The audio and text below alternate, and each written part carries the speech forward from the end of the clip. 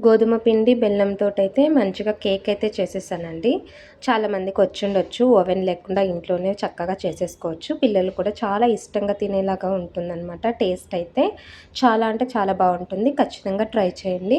అలాగే నా ఛానల్ని ప్లీజ్ సబ్స్క్రైబ్ చేసుకోండి. లైక్ చేయండి, షేర్ చేయండి, కామెంట్ చేయండి. సో, ప్రాసెస్‌లోకి వెళ్ళిపోతే ఫస్ట్ అయితే మిక్సీ జార్ తీసుకొని అందులోకి 2 ఎగ్స్‌ని అయితే బ్రేక్ చేసుకొని వేసేసుకోవాలి. ఎగ్‌లెస్ కేక్ కావాలనుకుంటే ఎగ్‌లెస్ కేక్ కూడా వితౌట్ ఎగ్స్ కర్డ్ మిల్క్ తీసుకొని చేసుకోవచ్చనమాట. సో, 2 ఎగ్స్‌లోకి నేను 1 కప్ ఆఫ్ బెల్లం అయితే వేసుకొని మంచిగా మిక్సీ పట్టేస్తున్నాను. సో, మంచిగా ఇలా లిక్విడ్ ఫార్మ్ అయిపోయింది కదా! దీన్నైతే స్ట్రెయిన్ చేసేసుకుందాం. ఎందుకంటే బెల్లం ముక్కలు ఇంకా చివర్లో అలా ఉండిపోయినట్లయితే అవి ఆగిపోతాయి. మంచిగా లిక్విడ్ మాత్రమే వేసుకోవచ్చు కేక్‌లోకి. సో, మంచిగా ఇలా వడగట్టేసుకున్న తర్వాత చూడండి, ఇందులోకి బెల్లంవి చిన్న చిన్న ముక్కలు ఏమైనా ఉంటే అవి ఆగిపోతాయన్నమాట. సరిపోతది. లేదంటే కేక్‌లోనే ఉండిపోతాయి కదా! సో, అలా మంచిగా ఇలా వడగట్టేసుకున్న తర్వాత సో, ఇందులోకి ఒక కప్పు బెల్లం కదా! నేను ఒక కప్పు పిండిని తీసుకుంటున్నాను. స్వీట్ అయితే ఈక్వల్‌గా ఉండాలనే సేమ్ కప్పు బెల్లం, సేమ్ కప్పు గోధుమ పిండినైతే తీసుకున్నాననమాట. ఖచ్చితంగా సేమ్ సేమ్ తీసుకుంటే బావుంటాయి. ఎందుకంటే మనం ఇందులోకి మళ్ళీ షుగర్ సిరప్ లాంటివేమీ వేయం కాబట్టి కేక్‌లోకి. సో, ఇదే స్వీట్‌నెస్ మనకి బాగా సరిపోతుంది.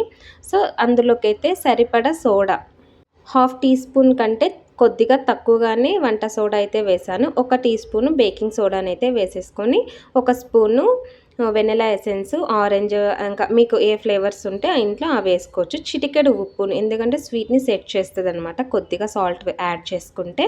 సో, ఇక్కడేమో ఫ్లేవర్‌లెస్ ఆయిల్ అయితే తీసుకొని ఒక 3, 4 స్పూన్స్ అయితే వేశాను నేనైతే. ఎక్కువేం వేయలేదు. చాలామందైతే హాఫ్ కప్ వేయాలి అలా అంటారు. సో, ఇదివరకు నేను అలా చేశాను గానీ, అది కాస్త ఎగటుగా కొట్టినట్లు అనిపించింది. సో, నేనైతే ఒక 4 స్పూన్స్ అంత ఆయిల్ అయితే వేశాను.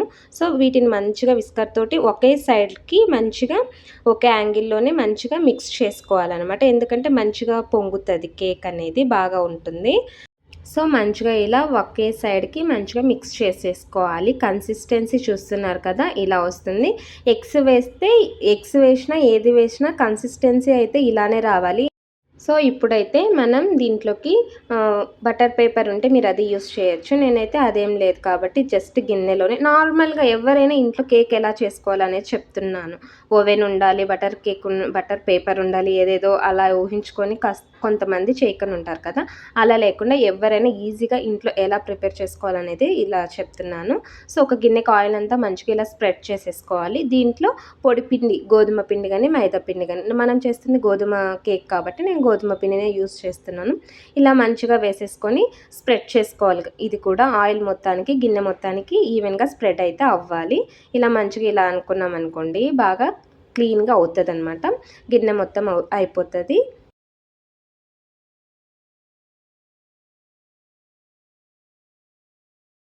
సో, ఇప్పుడు ఇందులోకి మళ్ళీ మంచిగా ఒకసారిగా మిక్స్ చేసేసుకొని కేక్ బ్యాటర్ అయితే మనం ఇందులోకి వేసేసుకుందాం. ఈ బ్యాటర్‌నంతా వేసేసుకొని మంచిగా ఈవెన్‌గా స్ప్రెడ్ అయితే చేసేసుకోవాలి. ఇంట్లో చేస్తే ఆ తృప్తే వేరు కదా అసలు. పిల్లలకి మన చేత్తో ఏమైనా చేసి పెట్టామంటే ముఖ్యంగా ఇలా బేకరీ ఐటెమ్స్ ఏమైనా చేసామనుకోండి చాలా సాటిస్ఫాక్షన్ అనిపిస్తది వాళ్ళు ఇష్టంగా తింటుంటే. సో, ఈ సమ్మర్‌లో అయితే చాలా వరకు స్నాక్స్ ఎక్కువ కావాలి తినాలనుకున్నాం. స్కూల్‌కి వెళ్ళేటప్పుడైతే అవాయిడ్ కూడా చేసేస్తాం ఒక్కొక్కసారి. బట్ ఇంట్లో ఉన్నామంటే ఏదో ఒకటి తినాలనిపిస్తది కదా! సో, రెగ్యులర్‌గా కాకుండా అప్పుడప్పుడు ఇలా కేక్స్, కప్ కేక్స్ అలా ఏవి వీలుంటే అవి చేసుకుంటూ ఉంటే బావుంటుంది. సో, మన ఛానల్‌లో స్నాక్ ఐటెమ్స్ కూడా చాలానే ఉన్నాయి. ఒక్కసారి వెళ్లి చూడండి.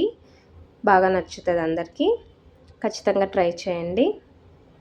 సో, ఇప్పుడైతే ఇందులోకి ఇంకా నేను పైన ఏదైనా గార్నిష్ లాగా చేసుకోవడానికి జీడిపప్పు, బాదం పప్పు, ఇంకా కిస్మిస్ ఏవుంటే అవి సన్నగా కట్ చేసేసుకొని వాటినైతే ఇలా వేసుకొని నేను బాదం, జీడిపప్పు, పిస్తా అయితే వేసాననమాట కట్ చేసుకొని సన్నగా.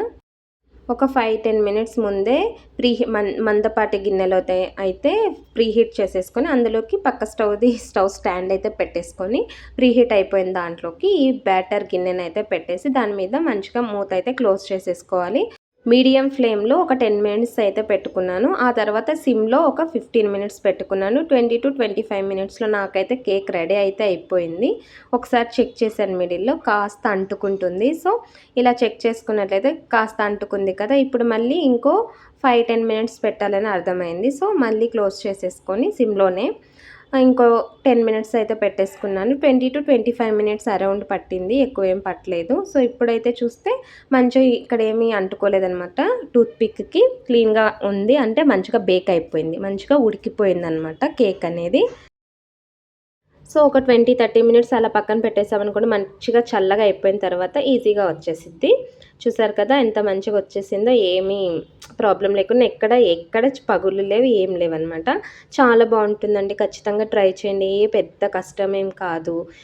ఇంకా వీటికి ఇంకేమైనా క్రీమ్స్ అలా యాడ్ చేసుకునేటికంటే మంచి చాక్లెట్ ఒక మంచి చాక్లెట్ అయితే తీసుకొనొచ్చి దాన్నైతే కరిగించేసి దాన్ని కూడా వేసుకొని అలా కూడా ఇవ్వచ్చు మనం పిల్లలకి. సో, నేనైతే ఇలా సింపుల్‌గా చేస్తున్నాను. సో, చూడండి మంచిగా మెత్తగా ఫ్లఫీగా చాలా బావుంటుందనమాట. ఎగ్గేసాం కాబట్టి మంచి ఫ్లఫీ నెక్చర్ అయితే వస్తది. సో, ఇంకా కర్డ్, మిల్క్ కూడా వేసుకొని చేయొచ్చు. ఎవరికైనా అలా కావాలంటే కూడా కామెంట్ చేయండి. అలా కూడా చేద్దాము. సో, టేస్ట్ అయితే సూపర్‌గా వచ్చిందనమాట. స్వీట్ అయితే చాలా పర్ఫెక్ట్‌గా ఉంది. సో, నా ఛానల్‌ని ప్లీజ్ సబ్స్క్రైబ్ చేసుకోండి. వీడియోస్ అయితే స్కిప్ చేయకుండా లాస్ట్ దాకా చూడండి.